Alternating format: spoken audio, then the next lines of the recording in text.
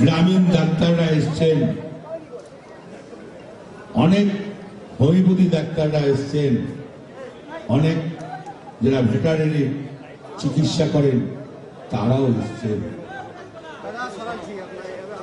আমার চেয়ে যারা বড় আমার প্রণাম নেবেন, আমার চেয়ে যারা ছোট আমার অন্তরের ভালোবাসা নেবেন।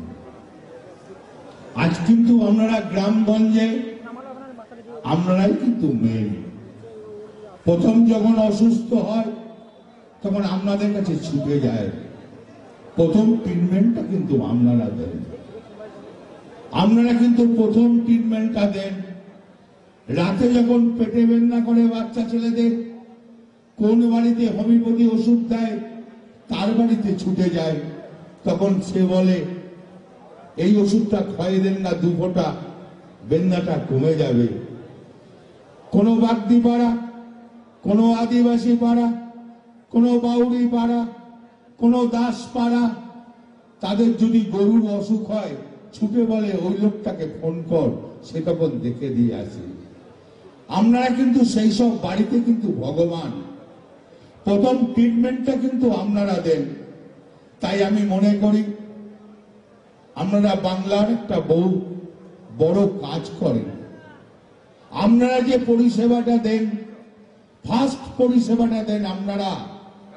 তারপর আপনারা যখন দেখেন যে রোগটা খুব কঠিন, তখন আপনারা সাজেশন দেন, বর্ধমান যান, নাই কলকাতা যান, নাই শিউড়ি হসপিটালে যান, নাই রামপুরহাটে যান, নাই বোলপুরে যান।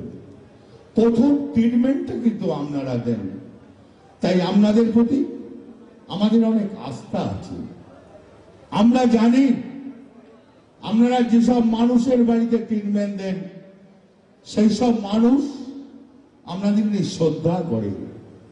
যদি কারো বাড়িতে একটা লাউ হয় বলে ডাক্তারবাবুর বাড়িতে দিয়ে আয়, কারো বাড়িতে যদি 5টা ডিম পারে বলে ডাক্তারবাবুর বাড়িতে দিয়ে আয়, পুকুরে মাছ ধরলে বলে ডাক্তারবাবুর বাড়িতে দিয়ে আয়। এটা আমাদের বাংলা, বাঙালিদের এটা কথা, এটা বাঙালিরা এটা চালু করে। মন্ত্রী চন্দ্রনাথ সিনহা আছে, এলাকা তো সে মন্ত্রী আছে, আশিস ব্যানার্জি আছেন, বিকাশ রায় চৌধুরী আছেন, মলয় মুখার্জি আছেন, সুদীপ্ত ঘোষ আমাদের সাথী, দীর্ঘদিনকার সাথী, সবসময় থাকে। আছে ডাক্তার অশোক চ্যাটার্জি, আছে এখানে অভিজিৎ রায়, আছেন এখানে শামস, আছেন নিউটন, আরো অনেকে। ব্লক প্রেসিডেন্ট ম্যাক্সিমাম এসছেন, সব ব্লক থেকে এসছে।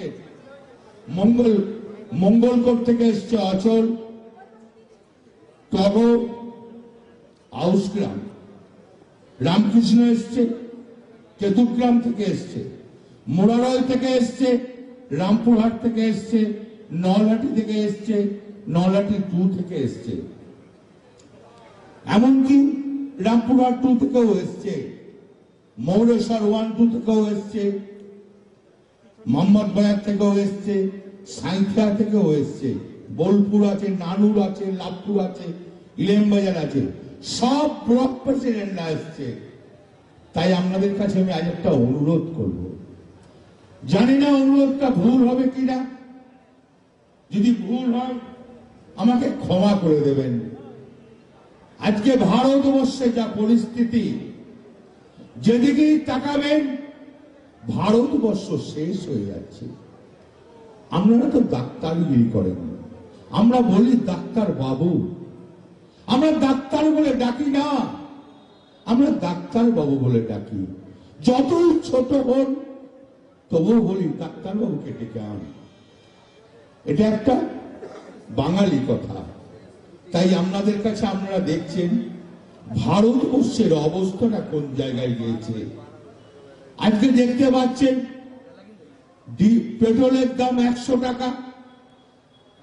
আজকে কিভাবে ডিজেল পেট্রোলের দাম বাড়ছে, কিভাবে গ্যাসের দাম বাড়ছে, আপনাদের নিশ্চয়ই মনে আছে সালে তখন মুখ্যমন্ত্রী ছিলেন এই নরেন্দ্র মোদী, গুজরাট।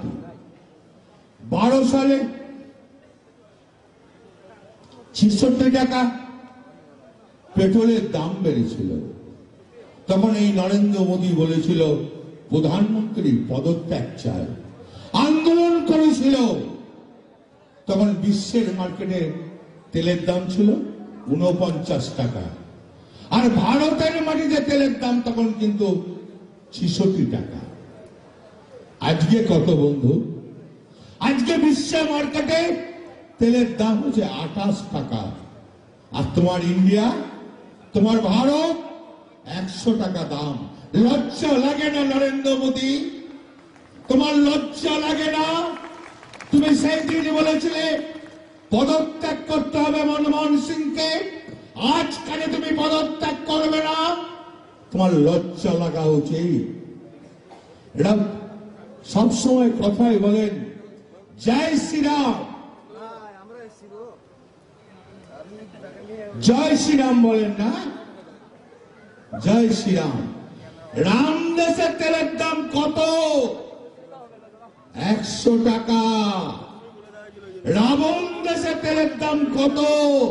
শ্রীলঙ্কা 51 টাকা। সীতা দেশে তেলের দাম কত? নেপাল 45 টাকা। বাংলাদেশের তেলের দাম কত? 47 টাকা। পাকিস্তানের তেলের দাম কত? 37 টাকা। লজ্জা লাগে না প্রধানমন্ত্রী? তুমি অবাধ প্রধানমন্ত্রী, তুমি ভারতবর্ষকে শেষ করছো, আবার বড় বড় কথা বলছো। তোমার লজ্জা লাগা দরকার। তুমি ভারতবর্ষের সম্পত্তি বিক্রি করে ছাড়খাড় করে দিলে, তুমি এলআইসি বিক্রি করলে, তুমি বিসিসিএল বিক্রি করলে, চারখানা ব্যাংক বিক্রি করলে, তুমি কয়লা খনি বিক্রি করলে, তুমি এয়ারপোর্ট বিক্রি করলে, তুমি ট্রেন বিক্রি করলে, তুমি স্টেশন বিক্রি করছো। এবার তুমি ভালো প্রধানমন্ত্রী, তুমি 8 বছরে কি করলে তুমি ভারতবাসীকে জানাবে না? তুমি 8 বছরে কি করেছো ভারতের জন্য, ভারতের মানুষের জন্য তুমি জানাবে না? হ্যাঁ, তুমি করেছো। মিড ডে মিল বন্ধ করেছো। হ্যাঁ, তুমি করেছো। চাষে সারের দাম ভর্তুকি তুমি তুলে দিয়েছো। তুমি আরো করেছো। আপনারা জানেন আইসিডিসি বন্ধ করে দিয়েছে। 100 দিনের কাজ বন্ধ করে দিয়েছ কেন? সবসময় ভারতবর্ষে তুমি যখন প্রধানমন্ত্রী, তোমার আরো অনেক রাজ্য আছে, সব কি জানো নজরুল রবীন্দ্রনাথের কথা? ভণ্ড প্রধানমন্ত্রী। তুমি 14 সালে যা বলেছিলে একটা প্রতিশ্রুতি পালন করো না। 19-এ যা বলেছিলে একটা পালন করো না। তুমি মিথ্যাবাদী। আবার বলছো বাংলার মানুষকে, বলছে আমি সোনার বাংলা করব। গুজরাট তো তুমি জিতে আছো, পারছো না? পারছো না গুজরাটের সোনার গুজরাট করতে? পারছো না মধ্যপ্রদেশে? পারছো না হরিয়ানাতে? পারছো না ইউপিতে? পারছো না বিহারে? পারছো না কর্ণাটকে? সাবধান, বাংলাকে গজরাবে না। বাংলা বিশ্বাস করে না। বাংলা কোনদিন গর্জনের ধার ধারে না, চোখ রাঙানির ধার ধারে না। বাংলা নিজের পায়ে চলে, বাংলা নিজেকে উন্নয়ন করে। বাংলাকে দেখে তোমার শিক্ষা হয় না। 10 বছরে মমতা ব্যানার্জি এসছে, 34 বছরে বামফ্রন্ট পারে নাই, বাংলাটাকে শেষ করে দিয়েছে। 10 বছরে মমতা ব্যানার্জি বাংলায়, আচ্ছা আপনারা একজন দাঁড়িয়ে বলুন তো যে বাংলায় উন্নয়ন হয় না? একজন দাঁড়িয়ে বলুন। 34 বছরে ইউনিভার্সিটি ছিল 12টা, আর 10 বছরে 58টা। স্বাস্থ্য পরিষেবা এরকম ছিল? আপনারা একজনা দাঁড়িয়ে বলুন। সুপার হসপিটাল ছিল?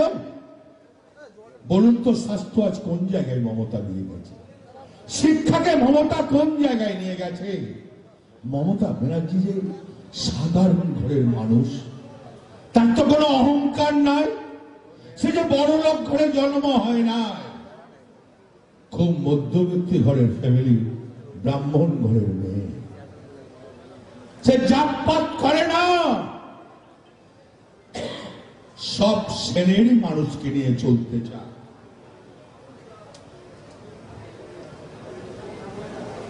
কোন মানুষকে তো সে ফেলতে চায় না।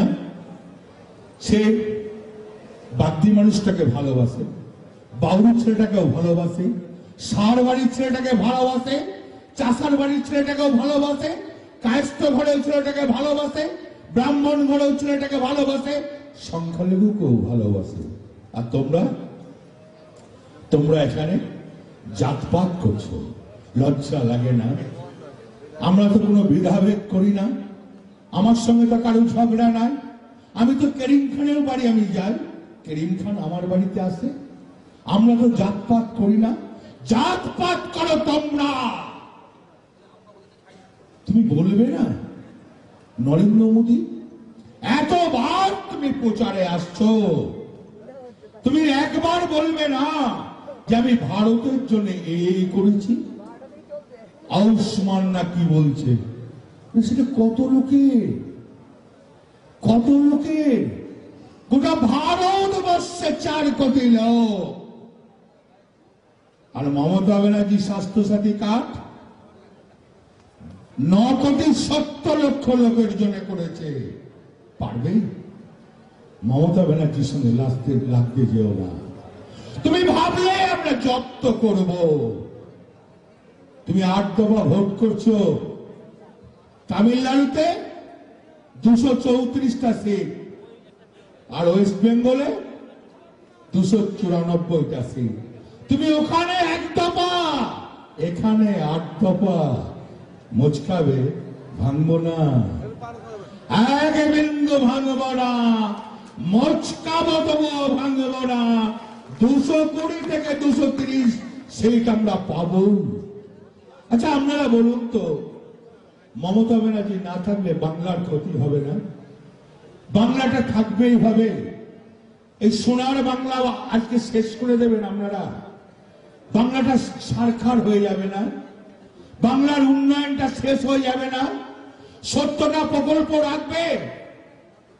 একবার বলুন যে মিড ডে মিল বন্ধ করে দেয়, আইসিডিসি বন্ধ করে দেয়, আশা প্রকল্প বন্ধ করে দেয়, 100 দিনের কাজ বন্ধ করে দেয়, সে প্রত্যেক মানুষকে 5 লাখ টাকা করে দেবে? যে সে দেবে খাদ্য সাথী? মমতা ব্যানার্জি বলেছে যতদিন সরকার থাকবে ততদিন খাদ্য সাথী ফ্রি, কাকুর রেশনে পয়সা লাগবে না। আপনারা জানেন, তাই আপনাদের কাছে আমি একটা অনুরোধ করতে এসেছি, যদি আমি কোনো ভুল বলি আমাকে ক্ষমা করে দেবে। আমি জোরহাত করে আপনাদের কাছে আমি ক্ষমা চেয়ে নেব। আমার একটাই কথা, এবারের ভোট মমতা ব্যানার্জির ভোট। এই ভোট অন্য কারোর ভোট নয়। আপনাদের কাছে অনেক মানুষ চায়। আপনারা ভগবান, কেউ আল্লাহ। তাই আপনাদেরকে আমি জোরহাত করে বলবো, এই ভোটটা মমতা ব্যানার্জির করে দেবেন তো? হ্যাঁ কি না বলুন, হ্যাঁ কি না বলুন। আমি আপনাদের কাছে অনুরোধ করছি, বাংলায় যদি মমতা ব্যানার্জি না থাকে, বাংলায় অন্ধকার নেমে আসবে। আমি না থাকলে বয়ে যাবে না।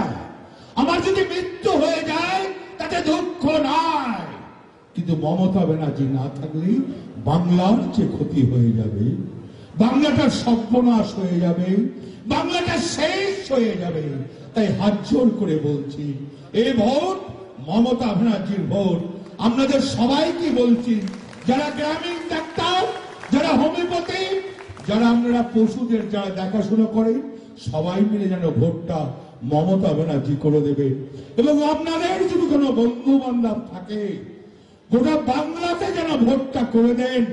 আপনাদের ইউনিয়ন আছে, সব ইউনিয়নের মাধ্যমে বলে দেবেন যেন গোটা বাংলা প্রচার পায়। জয় হিন্দ, বন্দে মাতরম, মমতা ব্যানার্জি জিন্দাবাদ, তৃণমূল কংগ্রেস জিন্দাবাদ। প্রথমেই আপনাদের সবাইকে দেশপ্রেমিক জাতীয়তাবাদী গৈরিক অভিনন্দন জানাই। ও আপনারা জানেন যে আমাদের আজকে এই পথসভাটি যা কার্যত না জনসভায় পরিণত হয়েছে, এটি পরিবর্তন যাত্রার অঙ্গ ছিল। কিন্তু যেহেতু গতকাল বিকেল 4:30টার পরে নির্বাচন বিধি চালু হয়ে গেছে, আমাদের পরিবর্তন যাত্রার সেই সুসজ্জিত গেরুয়া রথ তাকে থামাতে হয়েছে। নির্বাচন কমিশন এবং তার বিধিকে সম্মান জানিয়ে। কিন্তু যেহেতু এই পথসভার অনেক আগে থেকে অনুমোদন ছিল, আমরা নির্বাচনের প্রাক্কালে মানুষের কাছে আমাদের বক্তব্য রাখার যে সুযোগ, সেটা আমরা কাজে লাগানোর চেষ্টা করেছি। এবং ইতিমধ্যে রাজ্যের মুখপাত্র শ্রমিক ভট্টাচার্য সহ অনেকে বক্তব্য রেখেছেন। আজকের এই সভার সঞ্চালক আমাদের এই সাংগঠনিক জেলার সহ সভাপতি প্রণব চক্রবর্তী, সভার সভাপতি বর্ষিয়ান শ্যামল বসু এবং তার পুরো টিম, সমস্ত মোর্চা, জিএস, সেল, বিশেষ করে এই মণ্ডলের যারা সভাপতি, তাদেরকে আন্তরিক অভিনন্দন এবং কৃতজ্ঞতা জ্ঞাপন করছি। এই সভাতে এখনো আছেন, বক্তব্য রেখেছেন রাজ্যের সহসভাপতি, অত্যন্ত রাজনৈতিকভাবে একজন বিচক্ষণ ব্যক্তিত্ব, আমাদের অগ্রজ নেতা জয়প্রকাশ মজুমদার। এখানে অনল বিশ্বাস আছেন, জয়েন্ট অবজারভার। সম্মানীয় প্রবীর ঘোষাল আছেন, বিধায়ক এবং এই রাজ্যের সাংবাদিক হিসেবে একটা ব্যক্তিত্ব বা পরিচিত মুখ। প্রণয় রায় আছেন, আমাদের রাজ্য কমিটির সদস্য এবং টক শোতে দলের পক্ষে, মানুষের পক্ষে অনেক কথা আমরা শুনি। বোন কাঞ্চনা মৈত্র আছেন, যুব মোর্চার নেতৃত্ব। এবং বিশেষ করে গত 19 তারিখে ডিসেম্বরে অমিত শাহজির সভায় অনেক গুরুত্বপূর্ণ নেতারা এখান থেকে যোগ দিয়েছেন। তাদের মধ্যে এক্স ভাইস চেয়ারম্যান ভাতৃপ্রতিম দেবাশিস, চণ্ডীতলা পঞ্চায়েত সমিতির কর্মাধ্যক্ষ আলমগীর মোল্লা, গৌতম ভাই, আরো দুজন কাউন্সিলর মহিলা এবং কৃষ্ণেন্দু বাবু যোগ দিয়েছেন। তাদের সবাইকে এবং আজকেও আরো যোগদান করছেন। ভারতীয় জনতা পার্টি পরিবার আরো বাড়ছে, সমৃদ্ধ হচ্ছে এবং আমরা স্বামীজির মন্ত্র চরৈবেতি চরৈবতী বলে এগিয়ে যাচ্ছি। আজকে প্রথমেই আমি গতকাল ঘোষিত নির্বাচন কমিশনের যে উদ্যোগ, তাকে বিজেপির একজন কর্মী হিসেবে সাধুবাদ জানাবো। যে একই সঙ্গে আসাম, তামিলনাড়ু, কেরালা, অন্যান্য রাজ্যের নির্বাচন, তার তুলনায় পশ্চিমবঙ্গে যে জঙ্গলের রাজত্ব চলছে, প্রশাসনকে, পুলিশকে নির্লজ্জভাবে ব্যবহার করা হচ্ছে, আর তৃণমূল মানেই হলো এনামূল, এই মডেলকে গোটা রাজ্যে ব্যবহার করা হচ্ছে। সেজন্যই স্বচ্ছ নির্বাচনের জন্য তারা একটা উদ্যোগ নিয়েছেন। 8 দফাতে ভোট হবে এবং করোনা বিধির সাথে সাথে করোনা থেকেও ভয়ঙ্কর virus Trinamool private limited company যাতে অপরের ভোট নিজেরা না দিতে পারে তার জন্য একটা উদ্যোগ তারা নিয়েছেন। যতক্ষণ ফলপ্রসূ না হচ্ছে না চালে বিশ্বাস নেই, আমাদের সতর্ক থাকতে হবে। আমি এই প্রকাশ্য সভা থেকে মিডিয়ার বন্ধুদের সামনে ইলেকশন কমিশনকে কতগুলো দাবি করতে চাই। পরবর্তীকালে নিশ্চয়ই আনুষ্ঠানিকভাবে আমাদের পার্টি বা অন্যান্য গণতন্ত্র প্রিয় রাজনৈতিক দল এই দাবিগুলোর সঙ্গে একমত হবেন এবং নির্বাচন কমিশন এই দাবিগুলো পূরণ করবেন। এক হলো, গতকাল ইলেকট্রনিক্স মিডিয়ায় দেখছিলাম নবান্নে খোলা হলো নির্বাচনী সেল। মুখ্য সচিবের নেতৃত্বে এই নির্বাচনী সেল নবান্নতে রাখা যাবে না, কারণ এই নবান্ন থেকে গোটা ব্যবস্থাটাকে দলীয়করণ করা, ব্যক্তিকেন্দ্রিকতায় নিয়ে যাওয়া এবং এই প্রাইভেট লিমিটেড কোম্পানির মালিক মমতা ব্যানার্জি আর তার ম্যানেজিং ডাইরেক্টর, তার তোলাবাজ ভাইপো, আর সঙ্গে ভোট কুশলী আজকে সকালে টুইট করে দিয়েছেন 2 তারিখে নাকি তিনি জিতে যাবেন। তা 2 তারিখে আপনাকে পাটনা যাওয়ার টিকিটটা আগের দিন রাতেই কাটতে হবে, এটাও আপনি লিখে রাখুন। এদের অঙ্গুলি এলেনো চলে। নবান্নতে যে আধিকারিকরা আছে, মুখ্য সচিব বলুন, ডিজি বলুন, হোম সেক্রেটারি বলুন, আপনারা দেখেছেন লাইভ হয় সব সভাগুলো। সেখানে মুখ্যমন্ত্রী বলছেন এই আলাপন, এই দ্বিবেদী, এই বীরেন্দ্র, এই সুরজিৎ, আর তারা বলছে ma'am ma'am ma'am ma'am ma'am. অতএব এই যে ম্যাম ম্যাম ম্যাম, এই ম্যাম ম্যাম করা লোকেদেরকে নবান্নতে ইলেকশন সেলে বসিয়ে ইলেকশন করা যায় না। ইলেকশন সেলটা ওখান থেকে তুলে দিতে হবে আর তালা লাগাতে হবে। আর চিফ মিনিস্টার অফিস, সিএমও, আমি ওই পার্টিতে 21 বছর ছিলাম। ওই সিএমওতে সমস্ত নীতি সরিয়ে রেখে সৌমেন ব্যানার্জি, সৌম্য হালদারের মতো WBCS বসে আছেন। তাদের একটাই কাজ, বিডিওদের, ওসিদের, এসডিওদের, এসডিপিওদের, ডিএমদের, এসপিদেরকে প্রভাবিত করা, ফেস টাইমে ফোন করে, হোয়াটসঅ্যাপে ফোন করে, ল্যান্ড নাম্বার থেকে ফোন করে। এই ব্যবস্থা বন্ধ করতে হবে, বন্ধ করতে হবে, সরাতে হবে। কলকাতা কর্পোরেশন সহ গোটা রাজ্যে 100-র বেশি মিউনিসিপ্যালিটি কর্পোরেশনে প্রশাসকের নামে দলের নেতাদের বসিয়ে রেখেছেন। যেমন চণ্ডীতলায় বসিয়ে রেখেছেন, ডানকুলিতে বসিয়ে রেখেছেন, উত্তরপাড়ায় বসিয়ে রেখেছেন। আজকে এই প্রশাসকরা পার্টির ক্যাডার, এই প্রশাসকদের সঙ্গে প্রত্যেক দিন মানুষের যোগাযোগ আছে। এই প্রশাসকদেরকে সরাতে হবে। আমাদের প্রাক্তন মন্ত্রী রাজীব বন্দ্যোপাধ্যায় আসছেন। এই প্রশাসকদেরকে সরাতে হবে। এই প্রশাসকদেরকে রেখে পার্টির নেতাদের নিয়ে এই নির্বাচন করা যাবে না, এটা আমাদের দাবি। আমাদের আরেকটা দাবি আছে, এটা ভয়ঙ্কর।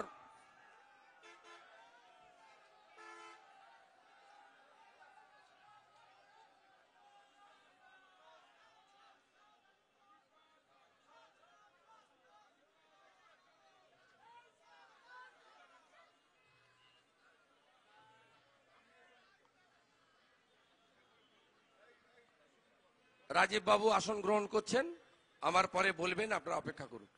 তা আমাদের আরেকটা দাবি আছে। কি দাবি?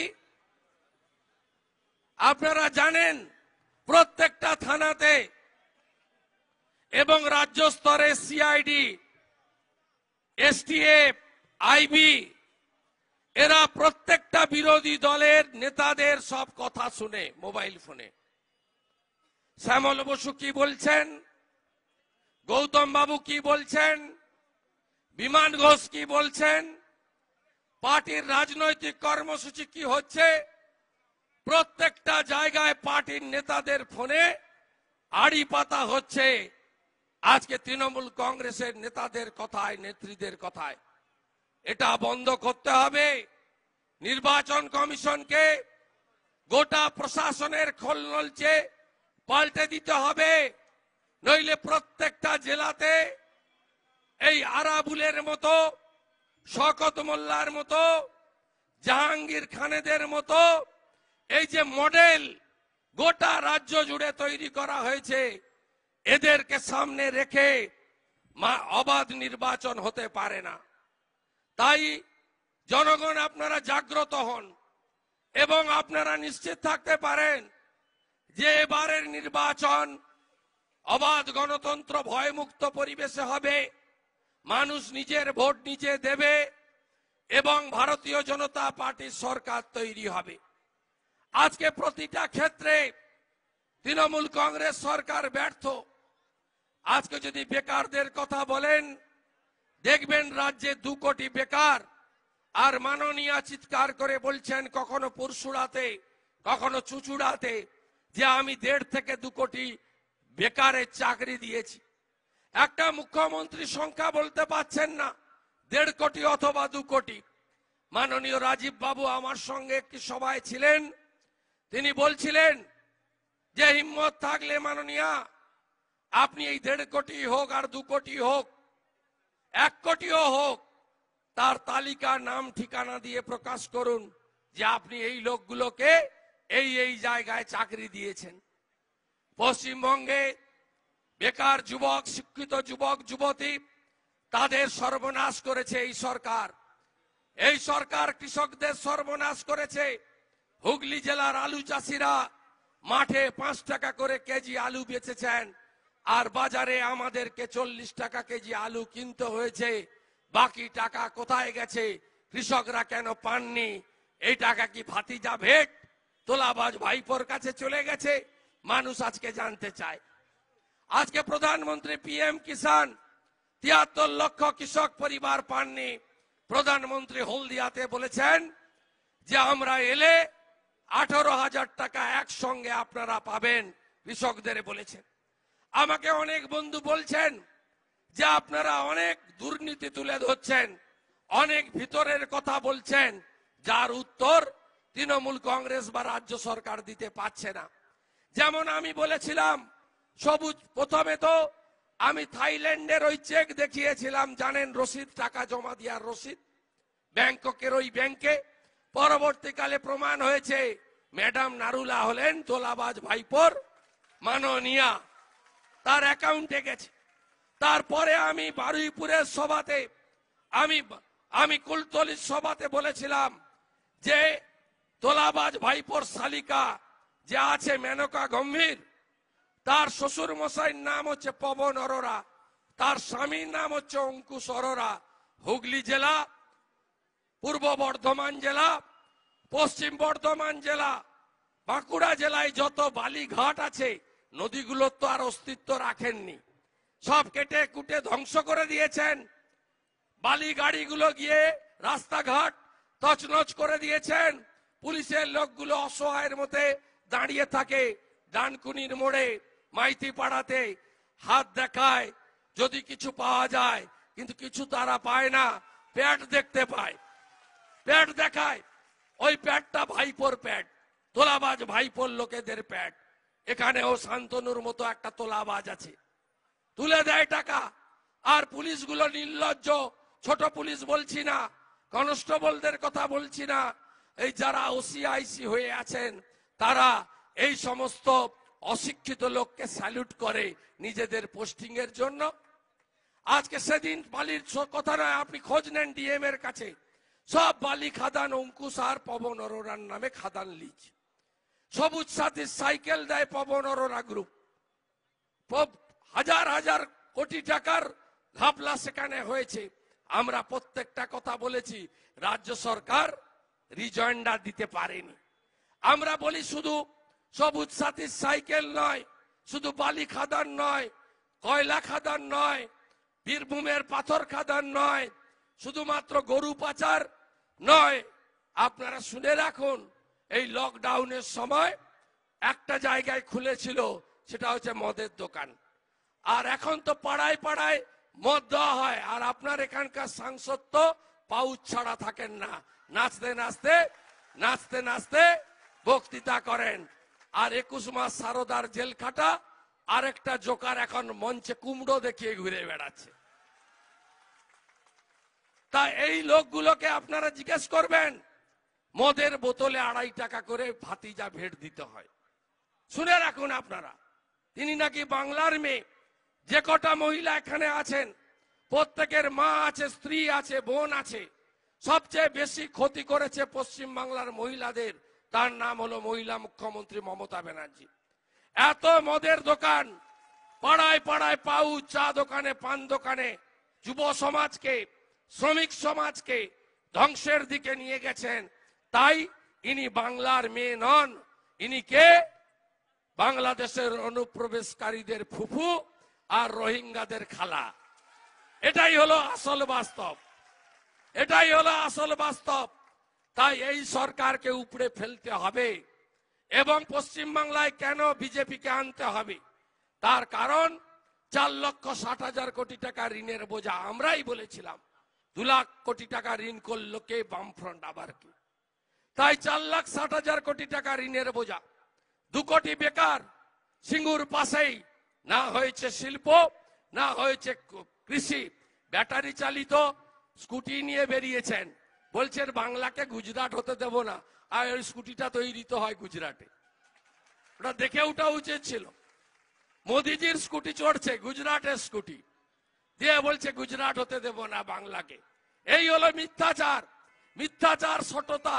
আর আমি বলেছি, ভারতীয় জনতা পার্টির সরকার হলে যিনি মুখ্যমন্ত্রী হবেন, নেতৃত্ব দেবেন, তাকে বলবো যে একটা মিথ্যাশ্রী পুরস্কার চালু আপনাকে করতেই হবে, এবং সেটা দিতে হবে মাননীয়াকে। এত মিথ্যা কথা। আপনারা দেখেছেন কেন্দ্রের সব স্কিমগুলোর নাম বদলেছে। বলছে তৃণমূল না থাকলে রেশন পাবি না। আরে রেশন তো সেন্ট্রাল গভর্নমেন্টের। 81 কোটি লোককে মোদিজি লকডাউনের সময় 5 কেজি করে চাল, 1 কেজি করে ডাল দিয়েছে। মোদিজি পিএমওয়াই, প্রধানমন্ত্রী আবাস যোজনা, শহরে হাউস ফর অল। আর এখানকার পুরসভার যে প্রশাসকরা আছে, ও তো চুরি করে ফাঁক করে দিচ্ছে, চুরি করে ফাঁক করে দিচ্ছে। আজকেও শুনলাম ইলেকশনের পরেও টেন্ডার খুলেছে, টেবিল টেন্ডার করে। এই হচ্ছে অবস্থা। এই অবস্থার থেকে বাংলাকে বাঁচাতে হবে। প্রথমে কি বললো, দিদিকে বলো কটা লোক ফোন করেছেন আর কি সুযোগ পেয়েছেন, বন্ধ হয়ে গেছে, দিদিকে বলো। তারপরে কি বললো, বাংলার গর্ব মমতা। কেন বাংলার গর্ব মমতা হতে যাবেন? কেন মমতা ব্যানার্জি বাংলার গর্ব হতে যাবেন? বাংলার গর্ব যদি কেউ হয়, বর্ণ পরিচয় স্রষ্টা বিদ্যাসাগর হবেন। বাংলার গর্ব যদি কেউ হয়, 1893 সালে শিকাগো ধর্ম সম্মেলনে ভারতবর্ষকে পৃথিবীর মানুষের কাছে চিনিয়েছিলেন স্বামী বিবেকানন্দ হবে। বাংলার গর্ব যদি কেউ হয়, শ্রী চৈতন্য দেব হবেন, কাজী নজরুল ইসলাম হবেন। বাংলার গর্ব যদি কেউ হয়, বিশ্বকবি রবীন্দ্রনাথ ঠাকুর হবেন। বাংলার গর্ব মমতা ব্যানার্জি হতে যাবেন কেন? নেতাজি সুভাষচন্দ্র বসু থাকতে থাকতে আমরা অন্য লোককে বাংলার গর্ব বলবো কেন? তারপরে কদিন আগে দেখলেন দিদির দুধ উপরে দাঁড়িয়ে তোলাবাজ ভাইপো ভূত দেখতে পেলেন। তারপরে তো সরকার 9 বছর ভুলে গেছিল, এখন বলছে কি দুয়ারে সরকার। আমরা বললাম জমের দুয়ারে সরকার, আর এখন সবাই বলছে দুয়ারে সিবিআই। এখন আর দুয়ারে সরকার নয়, এদেরকে সরাতেই হবে, নইলে বাংলা বাঙালি ধ্বংস হয়ে যাবে। শিল্প নাই, উন্নয়ন নাই, বেকারত্ব, সর্বত্র পার্টিতন্ত্র, মিথ্যা মামলা, এনডিপিএস এর কেস, পুলিশ আর কিছু দুষ্কৃতকারী তোলাবাজ ছাড়া এই তৃণমূল প্রাইভেট লিমিটেড কোম্পানির সঙ্গে কেউ নেই। ভোট করাতে হবে, বুথগুলোকে দুর্গের মতো আঁকড়ে রাখতে হবে। এখন থেকে ভেবে নিতে হবে পোলিং এজেন্ট কাকে করবেন, ডু অর ডাই। এটা সেই 1942 এর 9 আগস্ট গান্ধীজি যেমন বলেছিলেন, ইংরেজ তুমি ভারত ছাড়ো, সেই লড়াইয়ের মতো আমাদের করতে হবে এবং বাংলার এই স্বাধীনতার যুদ্ধে এবং বাংলাকে বাঙালিকে বাঁচানোর জন্য আমাদের এই লড়াইতে নামতে হবে। আজকে যারা অবাঙালি তাদের বহিরাগত বলা হচ্ছে, আমরা মানতে পারবো না, কারণ আমরা জানি ডক্টর শ্যামাপ্রসাদ মুখোপাধ্যায় তিনি এর প্রতিষ্ঠাতা। শ্যামাপ্রসাদ যদি এই ধরাধামে ডক্টর শ্যামাপ্রসাদ না থাকতেন, তাহলে আজকে আপনি বুকে হাত দিয়ে বলুন, আপনি কি ভারতীয় থাকতে পারতেন? আপনি কি পশ্চিম বাংলায় থাকতে পারতেন? আপনি বাংলাদেশের নাগরিক হতেন, আপনার রাজধানী তা হতো ঢাকা। আজকে বলুন, একটার পর একটা স্লোগান বাংলাদেশ থেকে ধার করে নিয়ে আসছেন নেত্রী। প্রথম স্লোগান দিলেন জয় বাংলা, মুজিবুর রহমান বলেছিলেন। তারপরে কি বলে খেলা হবে, এই স্লোগান কে দিয়েছেন? দিয়েছেন বাংলাদেশের আওয়ামী লীগের নারায়ণগঞ্জের এমপি শামীম ওসমান। তাই বন্ধু সাবধান, যন্ত্রণা অভিমান থাকবে, না পাওয়ার যন্ত্রণা, কিছু পাওয়ার আনন্দ থাকবে। সবচেয়ে বড় কথা, আমাদের দেশকে বাঁচাতে হবে, পশ্চিমবঙ্গকে বাঁচাতে হবে, পশ্চিমবঙ্গকে বাংলাদেশ হওয়ার হাত থেকে রক্ষা করতে হবে এবং এই বাংলাকে এগিয়ে নিয়ে যেতে হবে। চণ্ডীতলায় অনেক সংখ্যালঘু মানুষ আছেন, আপনাদের বলবো সাবধান হন আপনারা। আজকে দেখুন, আপনারা পশ্চিমবাংলায় আজকে সংখ্যালঘুরা তারা কিন্তু শিক্ষিতরা চাকরি পায়নি, ওবিসি রিজার্ভেশন দিয়েছে চাকরি পায়নি। আজকে তারা তাদের সর্বনাশ কিভাবে করছে শুনে রাখুন। আজকে আলমগীর মোল্লা বা পারভেজ রহমানরা মঞ্চে আছেন, এদের ছেলে মেয়ে ভাইপো ভাইজিরা আছেন, এদের আত্মীয় স্বজনরা আছেন। শুনে রাখুন, কেন্দ্রীয় সরকার মাইনরিটি স্কলারশিপ কাদের দেয়? মুসলমান, শিখ, খ্রিস্টান, জৈন, বুদ্ধিস্টদের দেয়, যারা মাইনরিটি সংবিধান অনুযায়ী। আজকে পশ্চিম বাংলায় ভোট ব্যাংক তৈরি করার জন্য সংখ্যালঘুদেরকে তাদেরকে সর্বনাশ করছেন মাননীয়া। প্রত্যেকটা জায়গায় শিক্ষকদের বলা হয়েছে, আলমগীরের ছেলে বা মেয়ে যদি ফেলও করে, যদি কম নাম্বারও পায়, তাকে 50 নাম্বার পাইয়ে দেওয়ার কথা বলে দিয়েছে, যাতে সে মাইনরিটি স্কলারশিপ থেকে বাদ না যায়। কত বড় সর্বনাশ দেখুন। ভাই আলমগীর পারভেজ সাহেব জানতে পারলো না তার বাড়ির ছেলে বা মেয়ে অঙ্কে কাঁচা কি ইংরেজিতে কাঁচা, তার ছেলে বা মেয়ে তার পরীক্ষায় কৃতকার্য কি অকৃতকার্য জানতে পারলো না। মাননীয়া, বর্তমান আগামী প্রজন্মের মুসলিম, খ্রিস্টান, সংখ্যালঘুদের এইভাবে পাইয়ে দেওয়ার রাজনীতি করে 2000-1000 টাকা স্কলারশিপ পাইয়ে দেওয়ার নামে প্রজন্মের পর প্রজন্মকে ধ্বংস করছে। তাই চণ্ডীতলা বিধানসভার সংখ্যালঘুরা এগিয়ে আসুন। মোদিজি নিশ্চিতভাবে 492 বছর পরে রাম মন্দির গড়ে দিয়েছেন, শিলান্যাস করেছেন, আমরা গর্ব অনুভব করি। কিন্তু মোদিজি তার সাথে সাথে সুপ্রিম কোর্টের রায় মেনে উল্টো দিকে 5 একর জমি দিয়েছেন ইসলাম ধর্মাবলম্বীদের যাতে নামাজ পড়তে পারে। আজকে বলুন, আজকে সবকা সাথ সবকা বিকাশ, আজকে মোদিজির স্লোগান শুধু স্লোগান নয়, পিএমওয়াই কি শুধু হিন্দুরা পেয়েছেন? সবাই পাননি। 81 কোটি লোক লকডাউনে রেশন পেয়েছেন, শুধুমাত্র একটা ধর্ম সম্প্রদায় পেয়েছে। বলুন, 3 মাস গ্যাস ফ্রি পেয়েছেন, 500 টাকা করে মেয়েরা 3 মাস পেয়েছেন। কেবলমাত্র একটা ধর্মের লোক পায়নি, সবাই পেয়েছেন। গীতা আমরা মানি, গীতাতে বলেছে বহুজন সুখায় বহুজন হিতায়, এটাই নরেন্দ্র মোদী করছে। তাই কথা বাড়াবো না, রাজীব বাবু বলবেন, রাজীব বাবুর কথা 5 মিনিট শুনে আমি হলদিয়াতে যাব, সেখানে একটি সীমান্ত চেতনার ওয়ার্কশপ চলছে, অ্যাটেন্ড করতে হবে। আমি আপনাদের সকলকে বলবো, যশস্বী প্রধানমন্ত্রী, পৃথিবীর শক্তিশালী প্রধানমন্ত্রী যখন থালা বাজাচ্ছিল, ঘন্টা বাজাতে বলেছিল, প্রদীপ জ্বালাতে বলেছিল, তখন তির্যক করা হয়েছিল।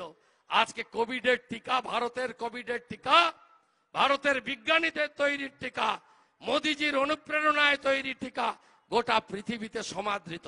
দেখে আসবেন দিল্লির এয়ারপোর্টে প্লেন ভর্তি করে দাঁড়িয়ে আছে, সব দেশের প্লেন। মোদিজি কিছু টিকা দিন। এই প্রধানমন্ত্রী আসছেন 7 তারিখে ব্রিগেডে, ভরাতে হবে ব্রিগেড। 7 তারিখে মোদিজির মিটিং এ 20 লক্ষ মানুষের জমায়েত করে বলতে হবে, এবারে সোনার বাংলা হবে, ডবল ইঞ্জিন সরকার হবে, মোদিজির সরকার হবে।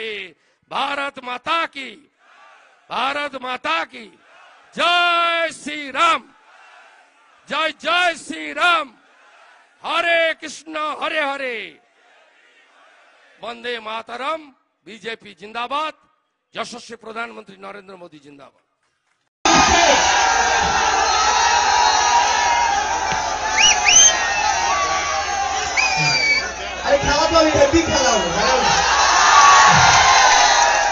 প্রথমে মঞ্চে উপস্থিত জেলার মাননীয় সভাপতি গৌতম দা থেকে শুরু করে প্রত্যেক নেতৃত্ব যারা উপস্থিত আছেন সকলকে প্রণাম জানাই। অনেকক্ষণ ধরেই সভা চলছে, আসলে 3টে প্রোগ্রাম করে আসা, তার মাধ্যমে একটা টিভি প্রোগ্রাম অনেকটা দেরি হয়ে গেল, আমি ক্ষমা চেয়ে নিচ্ছি।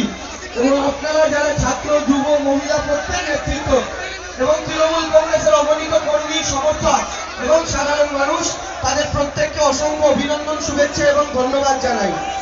আসলে এই যে স্লোগানটা আপনারা এতক্ষণ দিচ্ছিলেন, খেলা হবে শুধু বিজেপি ভয় পেয়েছে, বিজেপি হেভি ভয় পেয়েছে।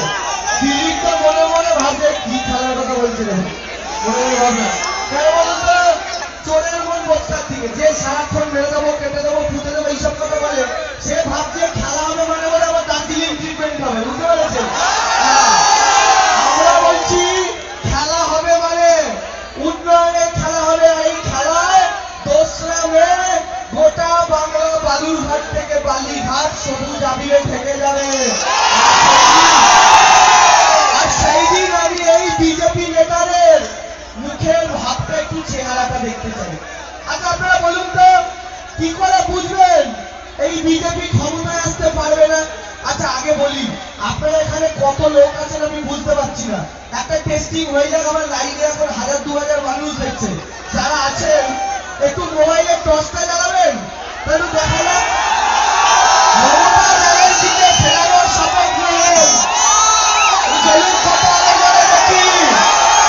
আরে বাপরে বাপ, বাপরে বাপ, আরে দারুণ দৃশ্য। তাই আলো তুলে বলুন, দিদিকে ফেরাবেন তো, দিদিকে জেতাবেন তো, খেলা হবে তো, খেলা হবে তো, সবুজ আবির খেলবেন তো, গদ্দারদের শিক্ষা দেবেন তো। এবার বলার পর স্লোগানের সময় লাইট হবে। এবার একটু বলে দিই, এই যে বিজেপি, এরা কোনোদিন বাংলায় ক্ষমতায় আসতে পারবে না, কি করে বুঝবেন? প্রমাণ শুনুন। বিজেপি একটু আসছে, এই সাইডে একটু আসছে। বিজেপি যদি বুঝতো তারা একার দ্বারা ক্ষমতায় আসবে, তাহলে অমিত শাহ কি গুজরাট থেকে একটা এত বড় পার্টি নিয়ে দিদির কালীঘাটের বাড়ির কাছে গিয়ে বলতো, দিদি একটা নেতা দাও, দিদি একটা নেতা দাও, দিদি একটা নেতা দাও। দিদি নেতা চাইছে, দিদির কাছে ভিক্ষা। তার মানে কি, দিলুদা পাতে দেওয়ার যোগ্য না, মুকুলদা পাতে দেওয়ার যোগ্য না। আর আমাদের দিদির কাছে ভিক্ষা চাইলে দিদি দেবে না বলে? দিদির মনটা তো হেবি ভালো। এই যে ফ্রিতে রেশন দিচ্ছেন, সবুজ সাথী, বাচ্চা বাচ্চা 12-এর ছেলে মেয়েদের ট্যাব কেনার জন্য 10,000 টাকা থেকে শুরু করে মিড ডে মিল, স্বাস্থ্য সাথী কার্ড, যে যা চাইতে দিচ্ছে। এখন অমিত শাহ নেতা চাইছেন, দিদি দেবে না। দেখি দিদি এক এক করে ঘর থেকে ডাকে আর বলে, যা এই শিলভদ্র যা, এই রাজীব যা, এই শুভেন্দু যা, এই সব্যসাচী যা, এ শোভন বৈশাখীকে নিয়ে যা। বুঝলেন কি বুঝলেন? দিদি নেতা ভিক্ষা দেবে, তবে ওরা আলু দুটা। দিদি নেতা ভিক্ষা দেবে, তবে ওরা সেই নেতা নিয়ে গিয়ে পার্টি সাজাবে। আচ্ছা বলে দিদির দোষটা কোথায়? বলে এখানে অনেক মা কাকিমাকে দেখলাম, মায়েরা 10টা আলু কাটেন, একটা পচা বেরোয় ফেলে দেন, 7টা পেঁয়াজ কাটেন, একটা পচা বেরোয় ফেলে দেন। আমাদের মমতা ব্যানার্জি দোতলার ঘরে রান্না করছেন, 10টা আলু কাটলেন, একটা পচা বেরোলো, জানলা দিয়ে ফেললেন, 7টা পেঁয়াজ কাটলেন, একটা পচা বেরোলো, জানলা দিয়ে ফেললেন। কিন্তু দিদি তো আর জানেন না নিচে অমিত শাহ বাটি নিয়ে দাঁড়িয়ে আছে, পচা বালুগুলো নিয়ে যাবে। দিদির দোষটা কোথায়? সেই পচা মাল দিয়ে যদি বিজেপির নেতারা খিচুড়ি করে বিজেপি কর্মীদের খাওয়াতেই পারে, কিন্তু এমন আমাশা হবে ঘর থেকে বেরোতে পারবে না। এগুলো কি বলতো? মুকুলকে বলতো চোর, ওদের দলে। শোভনকে বলতো চোর, ওদের দলে। শুভেন্দুকে বলতো চোর, ওদের দলে। শঙ্কুদেব বলতো চোর, ওদের দলে। সৌমিত্র কাকে বলতো মোদিজি বাঁচিয়ে দিত, জানেন বলতে বিজেপি যায় কি খাবি, মহাদেবকে বাঁচিয়ে দিত। আর কেন জানেন, এই যে ভোট ঘোষণা হয়েছে কাল জানেন সবাই, এটা হচ্ছে একটা ধর্মযুদ্ধে আমরা প্রবেশ করেছি। এই ধর্মযুদ্ধে একদিকে দেশের প্রধানমন্ত্রী, স্বরাষ্ট্রমন্ত্রী, 19টা রাজ্যের মুখ্যমন্ত্রী, বিজেপির তাবর নেতা, বেইমান গদ্দার সিপিএম কংগ্রেস, একাংশের মিডিয়া, এই সবার শক্তি তার সাথে সিপিএম কংগ্রেস। আর একটা দিকে কে জানেন, একটা 5 ফুট 2 ইঞ্চি সাদা শাড়ি পরা, হাওয়াই চপ্পল পরা 65 বছরের মহিলা। এই কারণেই বলছি আমরা খেলা হবে। কেন বলছি খেলা হবে?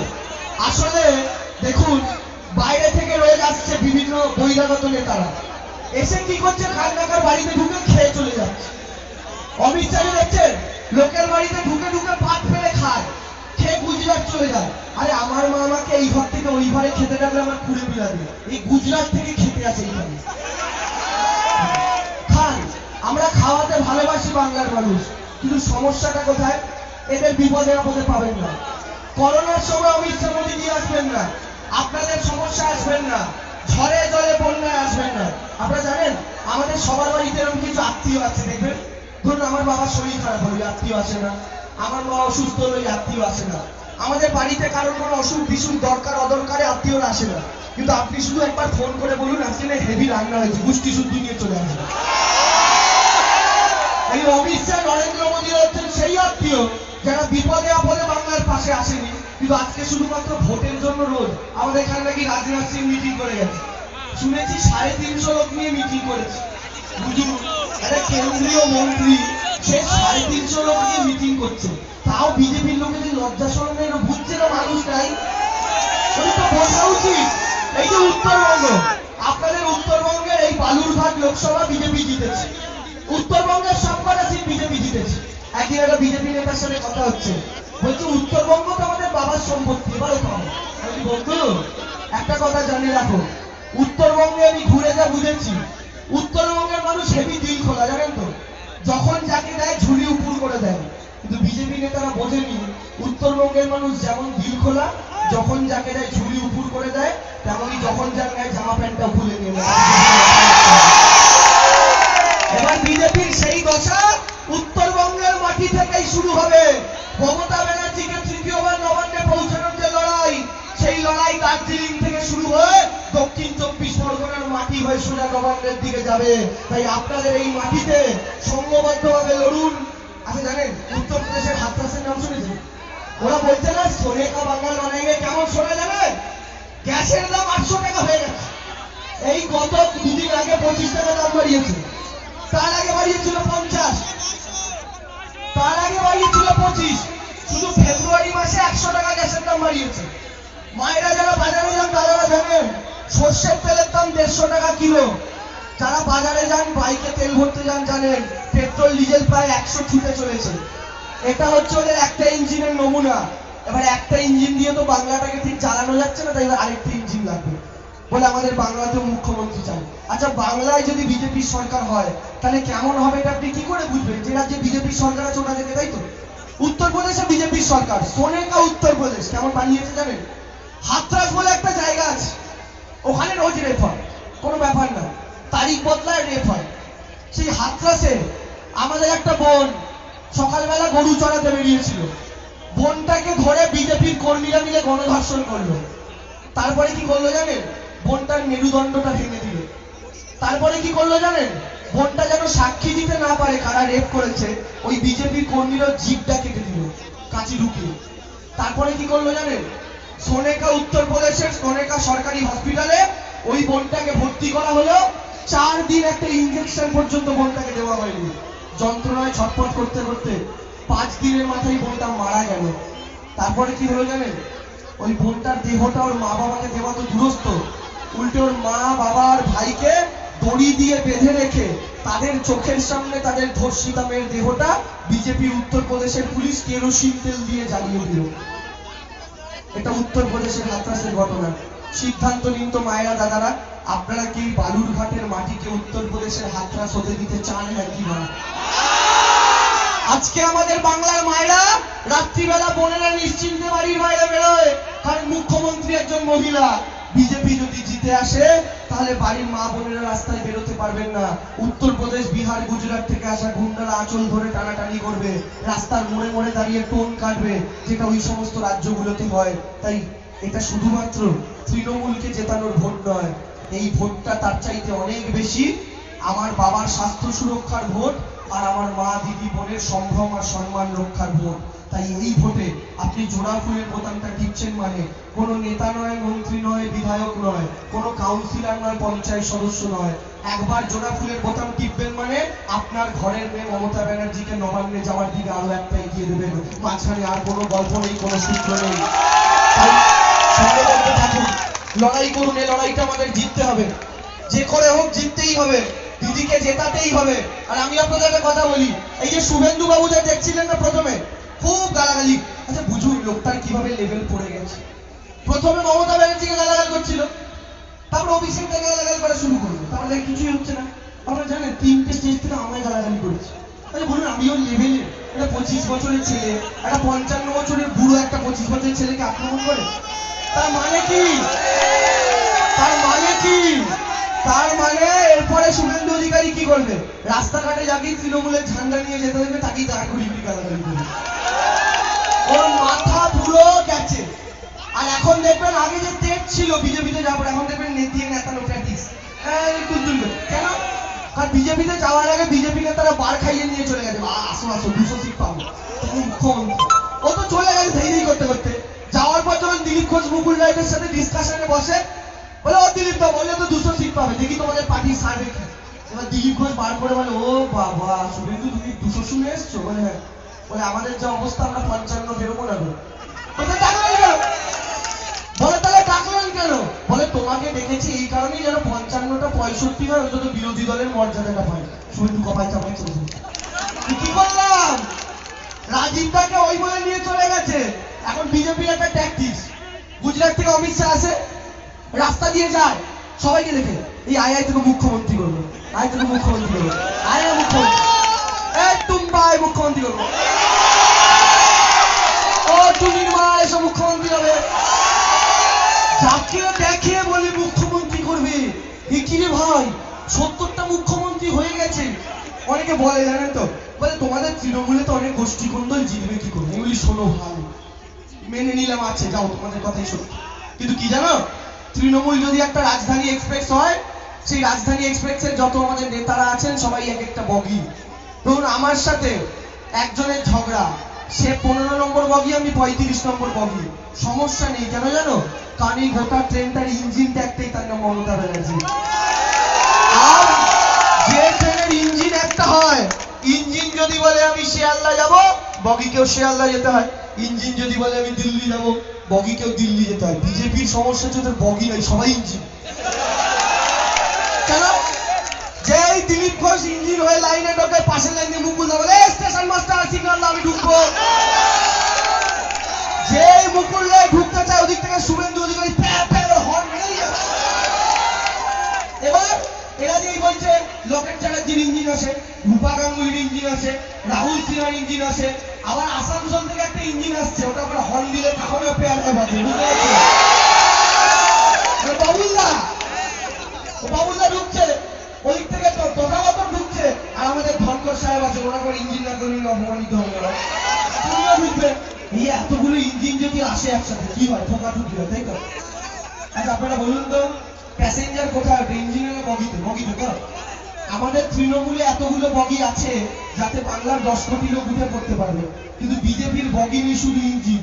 আর ইঞ্জিন আছে বলে প্যাসেঞ্জার ওঠার জায়গা নেই, আর প্যাসেঞ্জার যদি না ওঠে ইভিএম মেশিনে ভোটটা দেবে কারা? বলুন, আমি ঠিকই বুঝতে পারি না। তাই বলি, বিজেপির ইঞ্জিনে ঠোকাঠুকি লেগে বিজেপি নামক ট্রেনটা যখন 95 ঠ্যাং উল্টে পড়ে থাকবে, তখন সেই রেল লাইনের ওপর দিয়ে মমতা ব্যানার্জির ইঞ্জিন তৃণমূল নামক ট্রেন থেকে টানতে টানতে নিয়ে নবান্নের দিকে পৌঁছে যাবে না, বসে বসে সেই দিনটার অপেক্ষায় আমি দিনগুলি। আর দিনগুলি কিসের অপেক্ষায় জানেন? ভোটের রেজাল্টের পর তৃণমূল যখন 222-এর উপরে সিট নিয়ে আবার জিতবে, আমি খালি ভাবি এই শুভেন্দু অধিকারী, রাজীব ব্যানার্জিরা ক্ষমা প্রার্থনার ঠিক কতগুলো চিঠি নিয়ে দিদির পেছন পেছন ঘুরবে, দিদি ক্ষমা করে দেবে। আমি মনে করি জানেন তো, এ জন্ম পরজন্ম বলে পরের কথা, এ জন্মের পাপের হিসাব এ জন্মই মিটিয়ে যেতে হয়। আমার ঠাকুমা বলতো, বাবু পৃথিবীতে যার সাথে খুশি বেইমানি করো ক্ষমা পাওয়া যায়, শুধু কখনো মায়ের সাথে বেইমানি করো না। এরা সেই মায়ের সাথে বেইমানি করেছে। আমি বলছি মিলিয়ে রাখবেন, মিলিয়ে নেবেন। শুভেন্দু বাবুর একদিন বয়স হবে, বিছানায় শুয়ে থাকবেন শয্যাশায়ী হয়ে, হয়তো 30-40 বছর পর। বাড়ির তার শান্তিকুঞ্জের বাড়িতে শুয়ে থাকবেন, আর একদম বাড়ির সামনে দেখবেন একটা মন্দির থেকে রোজ সন্ধ্যাবেলা আরতি হয়, রোজ ঢাকের আওয়াজ আসে। কি আওয়াজ, কি আওয়াজ?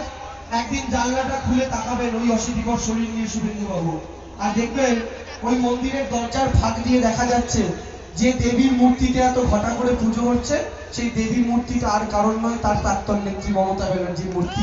আর সেই দিন আমি বিশ্বাস করি সেই দিন শুভেন্দু বাবু বিছানায় শুয়ে শুয়ে শেষ জীবনটা অনুতাপ করে কাটাবেন। আমি তো বলছি, খুব দেখার ইচ্ছা। আর আরেকটা রিকোয়েস্ট আমি দিদিকে করবো, দিদি তুমি তোমার শপথ গ্রহণ অনুষ্ঠানে তো একদিকে জগদীপ ধনকরকেই তোমার শপথ গ্রহণ পাঠ করাতে হবে, এটা একটা আনন্দ। আর আরেকটা আনন্দ হচ্ছে তুমি স্পেশাল গেস্ট হিসাবে যেমন 2011 সালে বুদ্ধদেব ভট্টাচার্যদের ডেকেছিলে, এইবার স্পেশাল গেস্ট হিসাবে প্লিজ শুভেন্দু আর রাজীবকে ডেকো। দিদি সামনে বসে, ওরা সামনে বসে তোমার শপথ গ্রহণ দেখবে, দেখবে আর চলবে লুচির মতো ঘুরবে। আমি সেই দিনের অপেক্ষায় আছি বন্ধু। অনেক কিছু, অনেক রঙ, এই তো সবে শুরু। ভোট ঘোষণা হলো মানে বোধন হলো, এরপরে বোধনের পরে মহাসপ্তমী, তারপরে মহাষ্টমী, আর অষ্টমী নবমীর মাঝখানে সন্ধি পুজো। আমরা জানি, অনেকে বলে, কথিত আছে যে সন্ধি পুজোর যে সময় হয় ওই সময় নাকি অসুর বধ হয়েছিল। আমি বলি আপনাদের, এই বিজেপি নেতারা সন্ধি পুজোর গল্পে আসার আগে আপনারা দেখবেন ধর্মে ধর্মে ভেদাভেদের চেষ্টা একদিনও করেছে, আবার করবেন। আপনারা তেলের দাম, গ্যাসের দাম কেন বাচ্চা প্রশ্ন করতে যাবেন, আপনাদের একটা ভগবানের নামে স্লোগান দেবে, তাই না? ওদের খেতে গেলে শুতে গেলে ওই স্লোগান। আপনারা যারা তৃণমূল কংগ্রেসের কর্মীরা আছেন, বিশেষ করে যারা হিন্দুরা আছেন, তারা বিজেপির কর্মীরা যখন দেখবেন এই স্লোগান দিতে দিতে যাচ্ছে, ওদের দাঁড় করাবেন, বলবেন ভাই দাঁড়া, এই স্লোগানটা এভাবে দিতে নেই, আমাদের থেকে শেখ। বলে আপনি বলবেন যে ভাই পায়ের জুতোটা খুলে খালি পায়ে দাঁড়িয়ে হাত জোর করে জয় শ্রীরাম বলতে হয়, জুতো পরে ভগবানের নাম নেওয়া যায় না। মূর্খগুলো সেটা জানে না। আরে ঠাকুমা ছোটবেলায় শিখিয়েছিল, বাবু মন্দিরে উঠতে গেলে সিঁড়িটা প্রণাম করে উঠো, বাবু বাসি কাপড়ে ঠাকুরের নাম নিও না, খাওয়া কাপড়ে ঠাকুরের নাম নিও না। আর এই বিজেপির মূর্খগুলো মদ খাবে, মাংস খাবে, জুতোই কিনা কি মারি আসবে আর বলছি না, বাইকে স্টার্ট দিতে দিতে বাম বাম করে জয় শ্রীরাম, বাবার সাথে রাম তাস খেলতে বসে, এমন ভাবে জয় শ্রীরাম বলে। তার মানে কি, এদের রামচন্দ্রের প্রতি ভক্তি নেই, এরা আসলে রামচন্দ্রকে ইভিএম মেশিনে পদ্ম ফুলের চাষ করতে কাজে লাগাতে চায়। আর দেখুন, আর একটা কথা ভেবে দেখুন, আমাদের মমতা ব্যানার্জি গাড়ি করে যাচ্ছে, তাই ধীরে ধরে বলছে জয় শ্রীরাম। আমাদের মমতা ব্যানার্জি স্টেজে ভিক্টোরিয়া দেখলেন তো, বক্তৃতা দিতে উঠেছে, মোদি পাশে বসে মোদিজি, ওখানেও বিজেপির কর্মীরা বলছে জয় শ্রীরাম। আমাদের পাড়ার এক তৃণমূল কর্মী আমাকে একদিন বলছে, দেবাংশু তাই একটু অস্বস্তিকর হলো না? বলছি কি? বলে না, আমাদের নেত্রীকে দেখে ওরা জয় শ্রীরাম বলছে, আমাদের পাড়ার কুচো বিজেপির নেতাগুলো বলে, দেখেছিস তোদের নেত্রীকে জয় শ্রীরাম বলেছে, আবার তোরা তখন ছাড়। বলছি ভাই এ তো ফুল টস বল, তো 6 মারার কথা।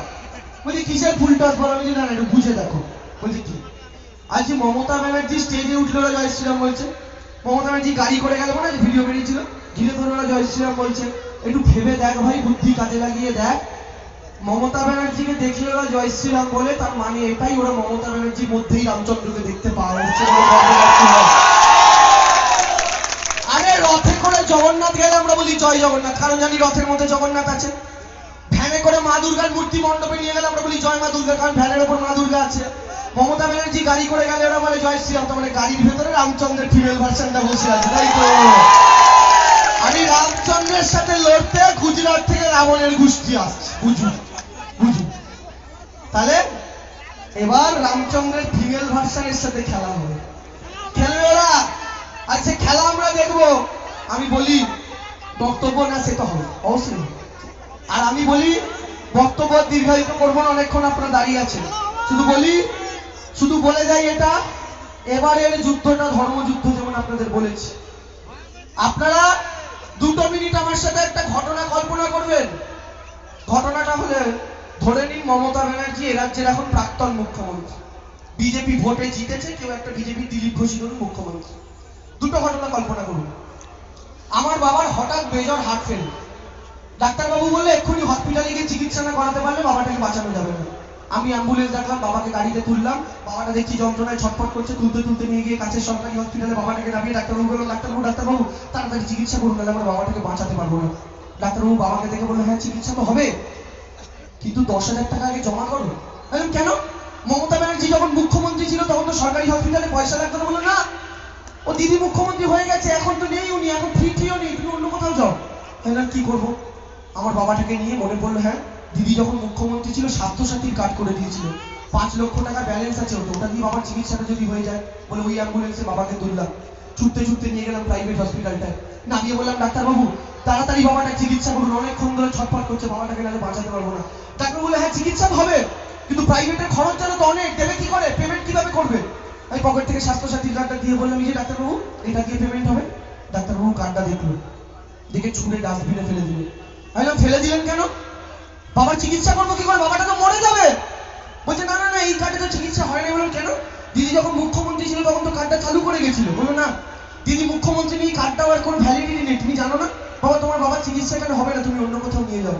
বিশ্বাস করুন, সেই দিন সরকারি আর বেসরকারি 2 জায়গা থেকে ফিরে আসতে আসতে আমার বাবাকে ওই অ্যাম্বুলেন্সে বসিয়ে খালি হাতে বাড়ি ফিরিয়ে নিয়ে আসতে আসতে ওই অ্যাম্বুলেন্সে চোখের সামনে নিজের জন্মদাতা বাবাটাকে মরতে দেখতে দেখতে এটা না আমাকে আফসোস করতে হয় সেই দিন, যদি পদ্ম ফুলের বদলে জোড়া ফুলটা টিপে দিতাম, আমার বাবা জ্যান্ত হয়ে খাটের উপরে আমার সাথে একই বিছানায় বসে থাকতেন। দ্বিতীয় ঘটনা কল্পনা করুন, হাতরাস বললাম তো, উত্তরপ্রদেশ, সোনেকা উত্তরপ্রদেশ, ওরা বলছে সোনেকা বাঙ্গাল। মমতা ব্যানার্জি প্রাক্তন মুখ্যমন্ত্রী। আমার দিদি বাড়ির বাইরে বেরোয় সকালবেলা, সন্ধ্যে 6টা থেকে 7টায় নিশ্চিন্তে বাড়ি ফিরে আসে, কারণ আমরা জানি মহিলা মুখ্যমন্ত্রী তার নিরাপত্তার দায়িত্বে। সেদিনও দিদি বেরিয়েছে, 6টা বাজে ফেরেনি, 7টা বাজে ফেরেনি, বাবা ফোন করছে, রিং হয়ে কেটে যাচ্ছে। 8টা বাজে রিং হয়ে ফোন কেটে যাচ্ছে, 9টা বাজে রিং হয়ে ফোন কেটে যাচ্ছে, দিদি ধরে না। 10টা বাজে এবার রিং করছে, ফোনটা সুইচ অফ। 11টা বাজে ফোনটা এবার সুইচ অফ। 12টা ফোনটা সুইচ অফ। এবার পুলিশকে বাড়ির লোক ফোন করলো, সোনেকা বাঙ্গাল, তখন সোনেকা পুলিশ। উত্তরপ্রদেশের মতো বললো, এসব কেস আমরা দেখি না, আমরা জানি না। সারা রাত আমরা অপেক্ষা করে বসে আছি, গোটা রাত দিদির ফোন সুইচ অফ। ভোর 4টের সময় প্রতিবেশী এলো, এসে আমার মা বাবাকে বললো, তোমাদের বাড়ির মেয়ের খোঁজ পাওয়া গেছে গো। আমরা গিয়ে দেখলাম এলাকার আমাদের পচা ডোবার ধারে আমার দিদির নগ্ন মৃতদেহটা কাদামাটি মাখা অবস্থায় পড়ে রয়েছে। উত্তরপ্রদেশের মতো কারা ওর মেরুদণ্ডটা ভেঙে দিয়েছে, জিভটাও কেটে দিয়েছে, শুধু রেপ করে সীমাবদ্ধ থাকেনি। বিশ্বাস করুন, উত্তরপ্রদেশের মতোই সেদিন আমার দিদির দেহটা আমার বাড়ির লোক পাবে না। আমার মা বাবা আর আমাকে বেঁধে রেখে আমরাই জানলা দিয়ে দেখবো আমাদের বাড়ি উল্টো দিকের ডোবার ধারে আমার দিদির দেহটা সোনেকা বাঙ্গালের সোনেকা পুলিশ কেরোসিন তেল দিয়ে জ্বালিয়ে দিচ্ছে। আর যখন সেটা জ্বলবে, আমার দিদির চিতা থেকে বেরোনো ওই রেলিহান শিখাটা দেখতে দেখতে আমাকে না আফসোস করতে হয়, যদি পদ্ম ফুলের বদলে জোড়া ফুলটা টিপে দিতাম, আমার দিদি রাত্রি 9টায় ফিরে এসে আমাদের সাথে ডিনার করতে এক টেবিলে বসে। সিদ্ধান্ত নিন তো দাদারা মায়েরা, কোন বাংলা আপনারা দেখতে চান, কোন বাংলা চোখের সামনে চান? এই বিজেপির বাংলা, যে বিজেপি অলরেডি উত্তরপ্রদেশটাকে শ্মশান বানিয়ে দিয়েছে, রোজ যেখানে ধর্ষণ হয়, নিজেদের মা বাবাদের নিরাপত্তা, নিজের বাবার স্বাস্থ্য, নাকি চান এই বাংলা যেটা বিজেপি আপনাদের দেওয়ার কথা বলছে? এটা একটু ভেবে দেখবেন। আর শেষমেশ একটাই কথা বলি, মমতা বন্দ্যোপাধ্যায় কি জানেন তো, সারাদিন নবান্নে কাটানোর পর উনি কিন্তু আমার আপনার মতো তার টালির চালের বাড়িটাই গিয়ে ঘুমান। আর রাত্রিবেলা এই কারণেই শুয়ে শুয়ে আমাদের জন্য সেই প্রকল্পগুলোর কথা চিন্তা করতে পারেন, যেগুলোর কথা হয়তো মোদি বাবুরা পারেন না। উনি ভাবেন আমাদের মা কোনোভাবে তার মেয়েটার বিয়ে দেওয়ার জন্য 50,000 টাকা কষ্ট করে জোগাড় করেছে, আমি যদি তার ঘরের মেয়ে হয়ে তাকে আরো 25,000 টাকার সাহায্যটা দিই, 75,000 টাকা দিয়ে মাটা ঠিক তার মেয়েটাকে ছাড়নে তলায় তুলে দিতে পারবে। এটা মমতা ব্যানার্জি বলে চিন্তা করতে পারেন নবান্নের 14 আমি তো বলি, বিজেপি সেই দিনই এই রাজ্যে ক্ষমতায় আসবে যেদিন দিলীপ ঘোষ গরুর দুধে সোনা খুঁজে পাবে।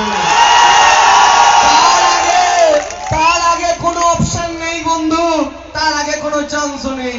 আমার বিশ্বাস এই দক্ষিণ দিনাজপুরের যে 6টা বিধানসভা কেন্দ্র, উত্তর দিনাজপুরের যে 9টা বিধানসভা কেন্দ্র, অবিভক্ত দিনাজপুরের 15টা যে বিধানসভা কেন্দ্র, আমার বিশ্বাস নর্থ বেঙ্গলের মানুষের যা মনের পালস যদি বুঝে থাকি, এই 15টার মধ্যে 15টাই এবার ঘাস ফুলকে দেবেন আপনারা।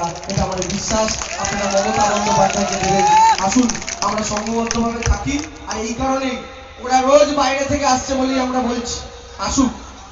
বাইরে থেকে বর্গি আসে, নিয়ম করে নিয়ম করে প্রতি মাসে বাইরে থেকে বর্গি আসে, নিয়ম করে প্রতি মাসে আমিও আছি তুমিও রবে বন্ধু, এবার খেলা হবে, হেভি খেলা হবে।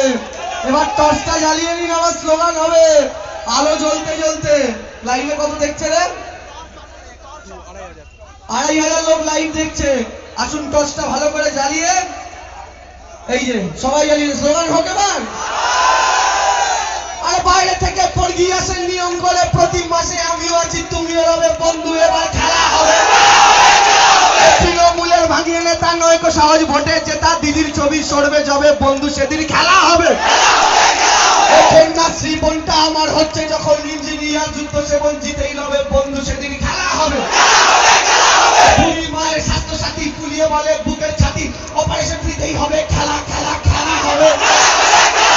মুকুল সবুজ সব্যসাচী বিজেপি আজ আস্তরাজি দিলীপ কি ফের করবে তবে বন্ধু এবার খেলা হবে।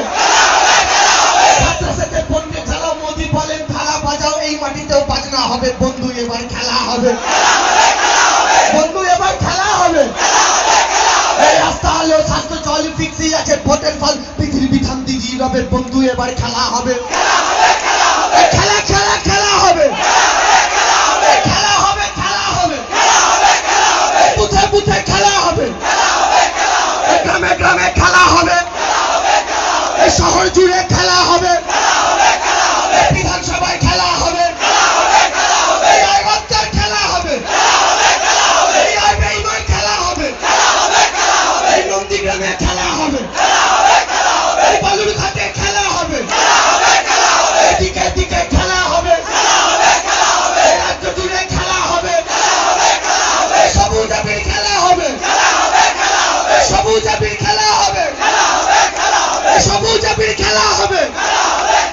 খেলা হবে তো? খেলা হবে, খেলা হবে, খেলা হবে, আলো দোলাতে দোলাতে খেলা হবে, খেলা হবে, খেলা হবে, খেলা হবে। যা স্লোগান দিয়েছেন, অমিত শাহের মাথায় ছিল 7-8টা চুল, 21 সালে সেখান দিয়েও গজাবে জোড়া ফুল। কর্মসূচি আমাদের এখানে এই সময় বিশেষত 2টো, 2:30, 3টের মধ্যে বা কোনো কোনো সময় পরেও হয় একটা যোগদান মেলা বলে আর অনুষ্ঠান হয়। আজকের যোগদান মেলা আজকে খুব গুরুত্বপূর্ণ দিন, কারণ গতকাল বিকেলেই ভারতবর্ষের নির্বাচন কমিশন ঘোষণা করেছে যে 5টা রাজ্যে কবে কবে ভোট হবে। তাই আজকের যে জয়েনিং প্রসেস, সেই জয়েনিং প্রসেস একটা বিশেষ মাত্রা পেয়েছে। আমাদের মধ্যে আজকে প্রথম জয়েন করছেন কৃষ্ণনগরে। আমাদের ওটা বিধানসভাটা হচ্ছে দক্ষিণ আর ইয়েটা হচ্ছে উত্তর, তাই তো? জেলা বাড়ি হচ্ছে উত্তর। এই জায়গায় ভাতজাংলা গ্রাম পঞ্চায়েত বলে একটা পঞ্চায়েত আছে। সেই ভাতজাংলা গ্রাম পঞ্চায়েত থেকে যারা আমরা আজকের এই যোগদান মেলা হয়ে যাওয়ার পর ভাতজাংলা গ্রাম পঞ্চায়েতে ভারতীয় জনতা পার্টি আজ থেকে সংখ্যাগরিষ্ঠিত পার্টিতে পরিণত করল, তাই তো? ভাতজাংলা গ্রাম পঞ্চায়েতে মোট আসন ছিল 2018, মেম্বার ছিল 27 জন। তাতে তৃণমূল কংগ্রেসের পক্ষে জিতেছিল 14 জন, বিজেপির পক্ষে দিয়েছিল 9 জন এবং ইন্ডিপেন্ডেন্ট জিতেছিল 3 আর 1-এ 2 জন এবং সিপিএমের 2 জন। ঠিক আছে?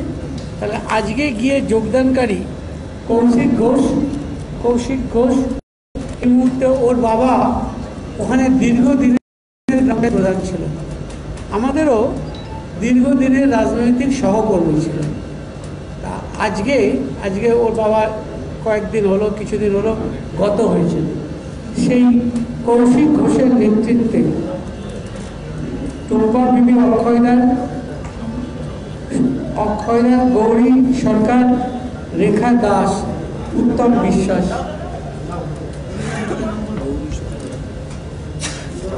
হ্যাঁ গৌরী সরকার বলছি, এরা সবাই আজকে আবার ভারতীয় জনতা পার্টিতে যোগদান করেছে। স্বাভাবিকভাবেই এই মুহূর্তে ভাতজাংলা গ্রাম পঞ্চায়েত আজকে আবার ভারতীয় জনতা পার্টির নেতৃত্বাধীন হতে চলেছে। আমি জেলার সভাপতি আশুবাবু রয়েছেন, আশুবাবুকে অনুরোধ করব যারা আজকে জয়েন করলেন তাদের সবাইকে জেলা যিনি পঞ্চায়েতের যিনি ভারপ্রাপ্ত আধিকারিক সেই আধিকারিককে চিঠি দিয়ে ভারতীয় জনতা পার্টি এবং এরা আগামী দিন ভারতীয় জনতা পার্টির নেতৃত্বাধীন যে পঞ্চায়েত প্রধান হবে তাদের আন্ডারেই তারা কাজ করবে।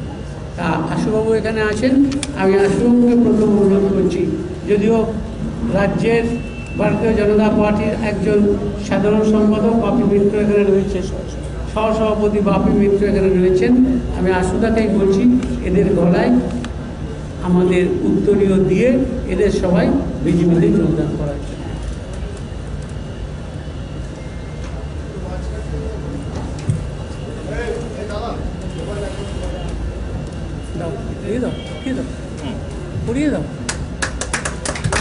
वंदे मातरम, भारत माता की, भारत माता की। আসলে একটু ঘুরে রাখে এদিকটা ঘুরে বাস ঠিক আছে, আবার বলছি। सामने बोलो, सामने।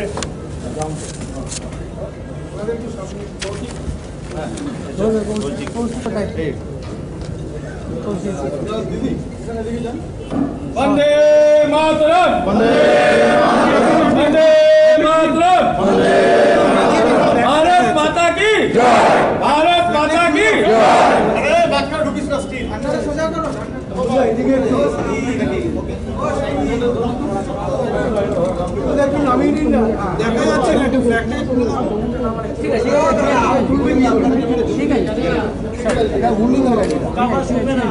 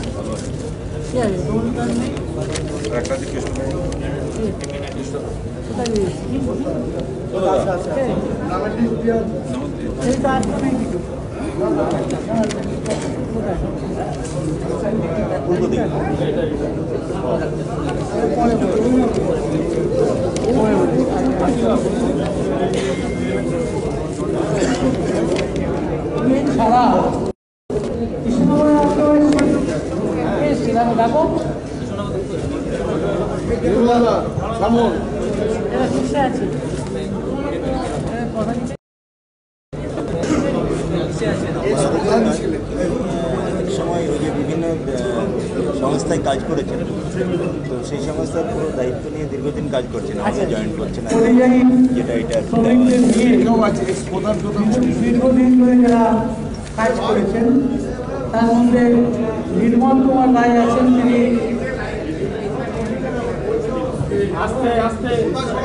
নির্মল কুমার রায় যিনি অল ইন্ডিয়া কংগ্রেস কমিটির সেবা দলের দায়িত্ব ছিলেন। তারক ঘোষ তৃণমূল কংগ্রেস ধুবুলিয়া 2 নম্বরে ছিলেন। শ্যামল ঘোষ এক্স মেম্বার গ্রাম পঞ্চায়েত ছিলেন, তিনি সিপিএমের টিকিটে নির্বাচিত হয়েছিলেন। বিবেক কমলকান্ত পাণ্ডে, বিবেকানন্দ পাণ্ডে, উনি সিসি মেম্বার ছিলেন, তারা ফেডারেশনের লোক ছিলেন, তারাও আজকে জয়েন করেছেন সবাই ভারতীয় জনতা পার্টি। वंदे मातरम, वंदे मातरम, भारत माता की जय, भारत माता की जय।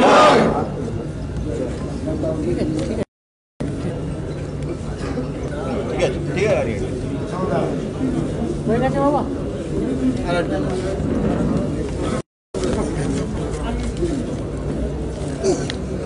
এবার উত্তর 24 পরগনার গুরুত্বপূর্ণ মানুষ, যিনি আমাদের অনেকদিন ধরে চিনি, মীনা ঘোষ। মীনা ঘোষ উনি দীর্ঘদিন ধরে আমি চিনি।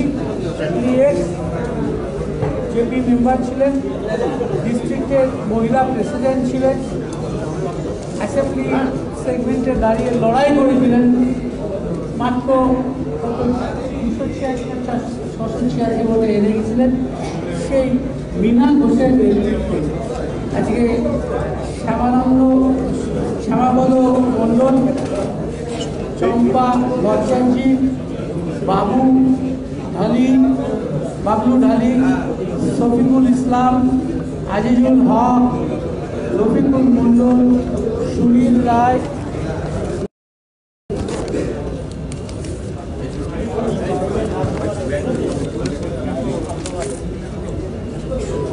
চঞ্চল দাস, পল্লব দাস, বীণা আচার্য, অপূর্ব মল্লিক, দীপক সরকার, অগ্নিনাথ বাচান, পলাশ বিশ্বাস, অমিত মণ্ডল, বিমান রায়, রাজু রায়, চন্দনা মুখোপাধ্যায়, তারপর সর্বশিবর, তনুশ্রী দেওয়া, অশোক আলী, মোহাম্মদ আলী, দীপঙ্কর মণ্ডল, কৌশিক মণ্ডল। এরা সবাই আজকে তারা ভারতীয় জনতা পার্টিতে যোগ দিয়েছে। আমি আমাদের মধ্যম এবং বারাসাত হচ্ছে বেশ, মেনলি বেশ। এরা এই জায়গা ঘিরে এরা সবাই পরিচিত নাম, প্রতিষ্ঠিত নাম। আমি মীনাকে দীর্ঘদিন চিনি। আজকে এদের প্রত্যেকের হাতে ভারতীয় জনতা পার্টির পতাকা তুলে দিচ্ছেন আমাদের ভারতীয় জনতা পার্টির রাজ্যের সহ সভাপতি দেবাশিস মিত্র।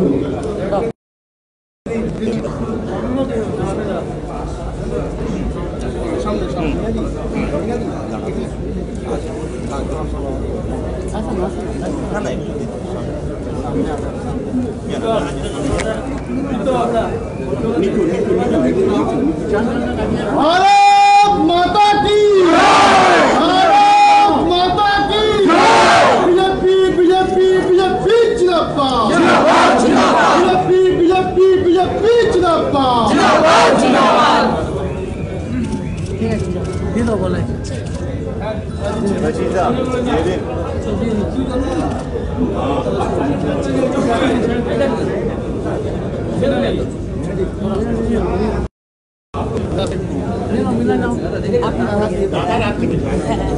আমি একদম আপনার নিজের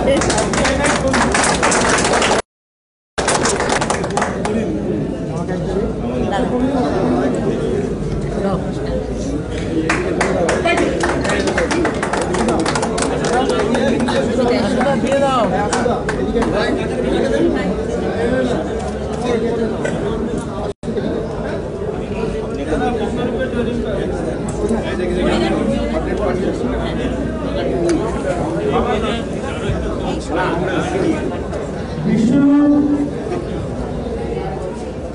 মন্ডল কংগ্রেসের মেম্বার ছিলেন, আজকে ভারতীয় জনতা পার্টিতে তাকে তার গলায় পড়িয়ে দেবেন ভারতীয় জনতা পার্টির এই রাজ্যের সহ সভাপতি দেবাশিস মিত্র।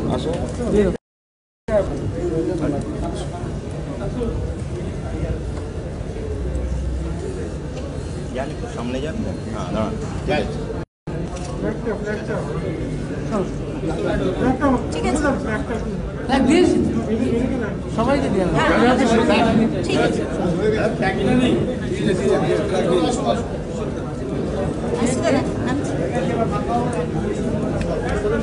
লড়াই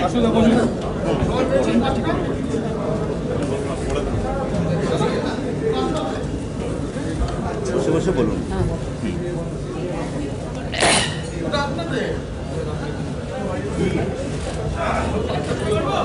হ্যাঁ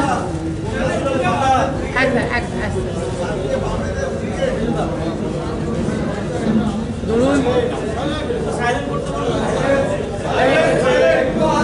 সবাই একটু শান্ত করবেন, শুনবেন। বলো কি প্রশ্ন?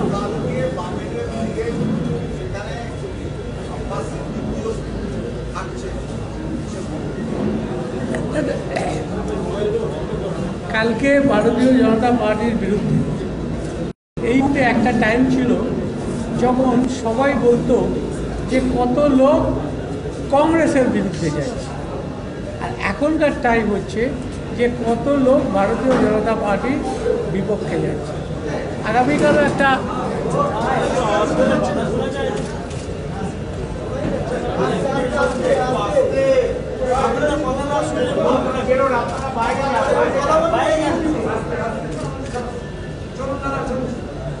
আগামীকাল একটা রাজনৈতিক ব্রিগেড অর্গানাইজ হচ্ছে, তাতে শুনেছি বামপন্থীরা এবং তাদের সহযোগী কংগ্রেস এবং আর যাদের সহযোগী দল তারা মিলে একটা ব্রিগেড করছে।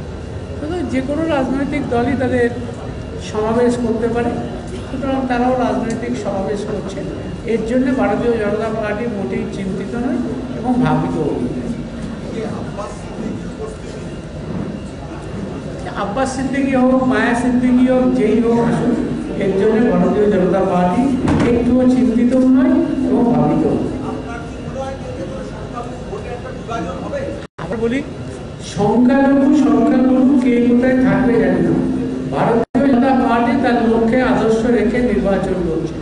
এই নির্বাচনী লড়াই, এই লড়াইয়ে যে যেখানে খুশি থাকবে, এই নির্বাচনী লড়াইয়ে এবার ভারতীয় জনতা পার্টি তার সমর্থক এবং তারা এক জায়গায় ঐক্যবদ্ধ যে এবার ভারতীয় জনতা পার্টিকে বাংলায়, পশ্চিমবাংলায় ভারতীয় জনতা পার্টিকে ক্ষমতায় কায়েম করতে হবে।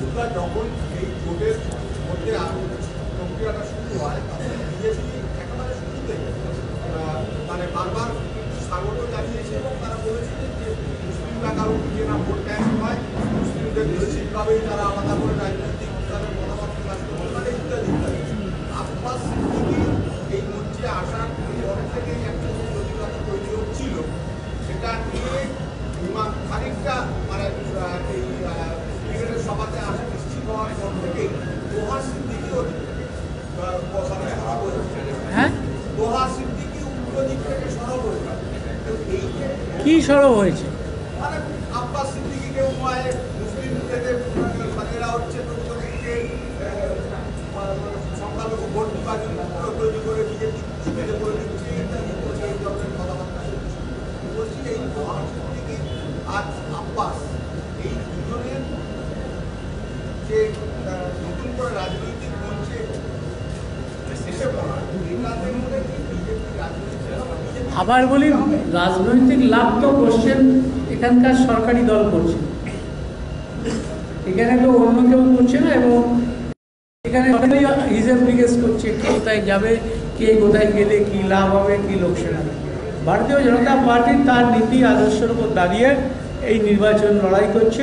অতএব স্বাভাবিকভাবে আমরা বলছি যে ভারতীয় জনতা পার্টি তার লক্ষ্যে অবিচল আছে এবং তারা চায় যে কোনো মূল্যে বাংলায় সবাই টেস্টেড, একমাত্র ভারতীয় জনতা পার্টি ছাড়া। সুতরাং তারা আশা করেন যে বাংলায় ভারতীয় জনতা পার্টি এবার মানুষ তারা একবার দেখবে তারা, এবং ভারতীয় জনতা পার্টি তার লক্ষ্য এবং নীতি আদর্শ থেকেই লড়াই করবে।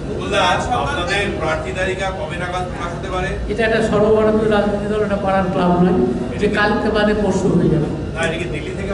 নিশ্চিত এটা সর্বভারতীয় দল, এর প্রার্থী তালিকা তো দিল্লি থেকেই হয়, এটাই সচরাচর হয়েছে, এটা সচরাচর হয়। এবারে এখানে এবার কি হবে বলতে পারবো না, কবে নাগাদ হবে এটা বলা যাবে না। না না, কখনো নয়। ভারতীয় জনতা পার্টি তার লক্ষ্য রেখে এগোচ্ছে। জনতা পার্টি ভুলে গেলে হবে না, একটা দল মাত্র 2 মাসেই 40% ভোট পৌঁছেছে। এটা যেটা আজ থেকে 5 বছর আগে ভাবাই যেত। আপনারা কি কোনো প্রার্থী তালিকা পাঠিয়েছেন দিল্লিতে? না, এখনো চেয়ে পাঠায়নি, আমরা ঠিক টাইমেই পাঠিয়ে দেবে ভারতীয় জনতা পার্টি তার প্রার্থী তালিকা সেন্ট্রাল পার্লামেন্টারি বোর্ডের কাছে।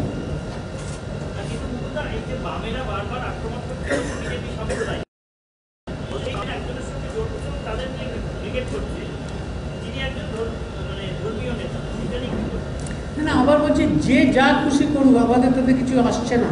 আমরা বলছি আমরা আমাদের লক্ষ্য নীতি আদর্শ রেখে লড়াই করছি, লড়াই করব, এবং আমার বিশ্বাস যে এবার ভারতীয় জনতা পার্টি মানুষকে তাদের প্রাপ্য সম্মান নিশ্চয়ই পাবে। আমাদের কাছে এখনো এসে পৌঁছায়নি, এসে পড়লে নিশ্চিত করে আমরা জানিয়ে দেবো। সকাল থেকে বেলেঘাটায় আবার মুখ্যমন্ত্রী বলেছে মোদি আর অমিত শাহ ভোটের দিন ঠিক করে দিয়েছে, 8টা মাস ভোট হবে, কবে ভোট হবে? শুনুন, এই কথাটা যখন বামফ্রন্ট মুখ্যমন্ত্রী ছিলেন, বামফ্রন্ট সরকারকে দেখে মুখ্যমন্ত্রী বলতেন, আবার এখন মুখ্যমন্ত্রী প্রধানমন্ত্রীকে বলছেন। এটা কথার কথা। নির্বাচন কমিশন ভোটের তালিকা ঠিক করে এবং ভোটের তালিকা কি হতে পারে সেটা লোকের কাছে প্রকাশ করে। আজ সকাল থেকে বেলেঘাটায় জীবন সাহার নামে একাধিক পোস্টার পড়েছে, তার নাগরিকরাই দিয়েছেন জমি দুর্নীতি একাধিক অভিযোগে। জীবন সাহা বলছে বিজেপি উদ্দেশ্য প্রণীত হবে এটা করছে। না, আবার বলি বিজেপির উদ্দেশ্য প্রণীতভাবে কারণ নামে প্রস্তাব দেয় না। বিজেপি তার লক্ষ্য নীতি আদর্শ থেকে নির্বাচন লড়বে। আগামী দিন অপেক্ষা করুন, সেই নীতি লক্ষ্যে আদর্শ থেকে নির্বাচন কি হতে পারে। আমরা যে ট্যাবলোগুলো ভাঙলো, আপনারা কোনো খবর পেলেন কারা করেছে? বা আমরা অভিযোগ করতে পারি, আর তো কিছু করতে পারি না। আমরা নিশ্চয়ই অভিযোগ করতে, অভিযোগের ভিত্তিতে বিচার হওয়া উচিত। ইলেকশন কমিশনে আপনি যাচ্ছেন বিষয়টা নিয়ে? না না, নিশ্চয়ই যাবো। ইলেকশন কমিশনে তো নির্বাচন পরিচালনা, আমরা নির্বাচন কমিশনেরও দ্বারস্থ হব। হ্যাঁ, কালকে নির্বাচন ঘোষণা হয়েছে, তারপরে দেখা যাচ্ছে কাটাপাড়ায় আপনাদের ইয়েতে আক্রমণ হলো, ভাঙচুর হলো গাড়ি। আজকেও বিভিন্ন জায়গায় জোড়া মন্দিরের কাছে রথযাত্রা আটকে দেওয়া হচ্ছে। এটা আমরা আমাদের বিরুদ্ধে নির্বাচন চালাতে গিয়ে যা যা আমাদের বিরুদ্ধে থাকবে আমরা নির্বাচন কমিশনের কাছেই দ্বারস্থ হব, তার কাছ থেকে সুবিচার পাওয়ার আশা। ঠিক আছে দাদা? একটা প্রশ্ন আছে, সেটা হচ্ছে যে ভারতীয় জনতা পার্টি বা যে কোনো রাজনৈতিক দলেই কিন্তু বলা হয় যে যারা যুবক মানে ইয়াং জেনারেশনই হচ্ছে দেশের ভবিষ্যৎ। সেখানে সমকামিতা নিয়ে যে কেন্দ্র থেকে সুপ্রিম কোর্টে অর্ডার দেওয়া হয়েছে, মানে এই বিলটাকে স্থগিত রাখতে বলা হয়েছে যে সমকামীরা বিয়ে করতে পারবে না। সেটা নিয়ে কি মনে হয় যে কোনোভাবে যুব সম্প্রদায় এই কারণে বিজেপি থেকে মুখ ঘোরাতে পারে? ভারতবর্ষের একটা সংস্কৃতি আছে, একটা কৃষ্টি আছে, একটা লক্ষ্য আছে। স্বাভাবিক থেকে সেই লক্ষ্য দেখেই ভারতীয় জনতা পার্টি চলে। ভারতীয় জনতা পার্টি তো অন্য রাষ্ট্র থেকে আসেনি। ঠিক আছে, এই উঠে গেলাম।